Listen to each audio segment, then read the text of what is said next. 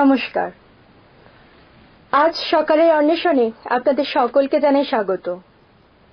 ৮০-র দশক, স্বাধীনতা লাভের কয়েক দশক পরেও অর্থনৈতিক দিক থেকে পিছিয়ে থাকা ভারতবর্ষে আঙ্গিক অভিনয়কে পাথেয় করে কিছু ছাত্র জীবনে চলার পথ বেছে নিয়েছিলেন। তাদের মধ্যে অন্যতম একজন হলেন অসীম পাল। আজ আমরা মুখোমুখি হয়েছি সেই অসীম পালের। নমস্কার। নমস্কার।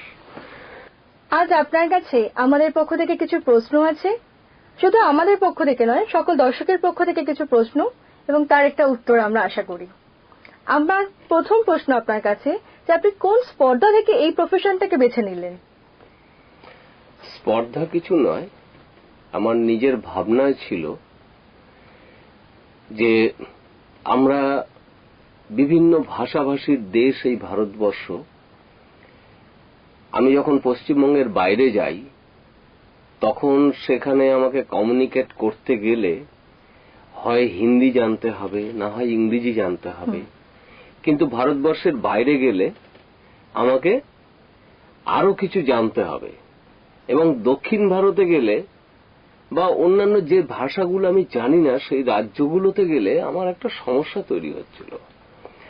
তো তখন মনে হয়েছিল যে এই আঙ্গিকাভিনয়, অর্থাৎ আমার এই সাইলেন্ট অ্যাক্টিং, জেস্টার ল্যাঙ্গুয়েজ মানুষের, এটা জানাটা খুব জরুরি। যার জন্য আমার আগ্রহ হয়েছিল যে আমি এই শিল্প মাধ্যমটাকে নিয়ে কি করে আমি জীবনে এগিয়ে যেতে পারি।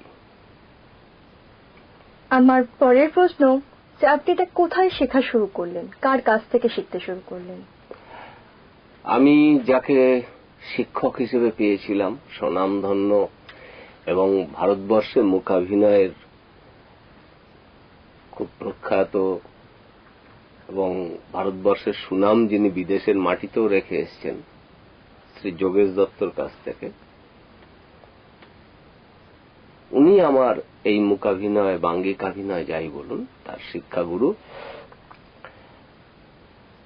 ওনার কাছ থেকে আমি প্রথম রবীন্দ্রভারতী বিশ্ববিদ্যালয়ে প্রথম যে ক্লাসটা আমি করি, অর্থাৎ রবীন্দ্রভারতী বিশ্ববিদ্যালয়ের প্রথম যে আমি অভিষেকের যে ক্লাস, সেই ক্লাসটাই আমার ছিল শ্রী যোগেশ দত্তের।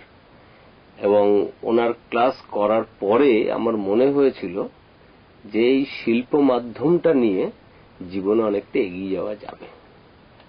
মানে আপনি যোগেশ দত্তের স্বনামধন্য ওনার সঙ্গে কি আপনি তার সহচর্যই ছিলেন বরাবরই প্রথম থেকে? না, প্রথম থেকে নয়, আমি বেশ কিছু বছর পর থেকে আমি ওনার সঙ্গেও কাজ করেছি। তার আগে আমার নিজের দল, সেখানে আমি বেশ কিছু ছেলে মেয়েকে তৈরি করেছি যারা আমার দলের হয়ে কাজ করত।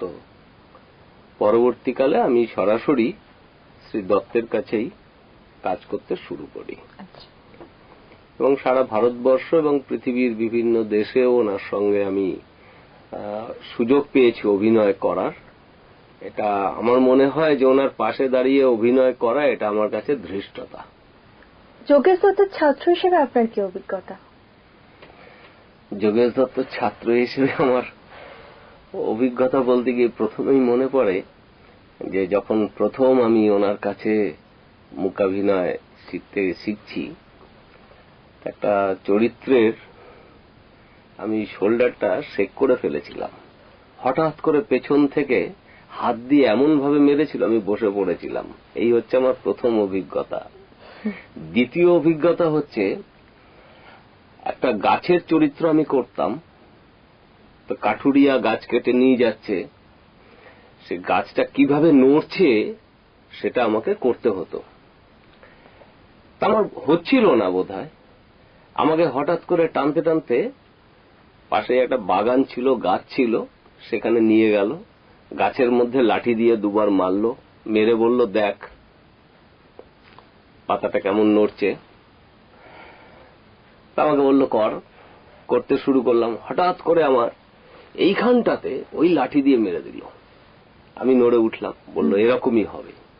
মানে একেবারে হাতে কলমে শিক্ষা? একদম হাতে কলমে।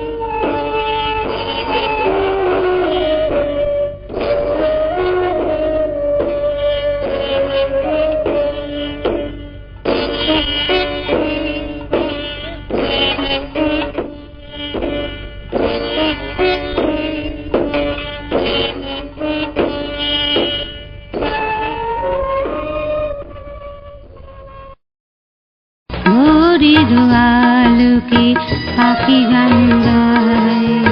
সুরে সুরে তালে তালে কত কবিতায় ভোরের আলোকে পাখি গান গায়। সুরে সুরে তালে তালে কত কবিতায় ভোরের আলোকে পাখি গান গায়। সুরে সুরে তালে তালে কত কবিতায়।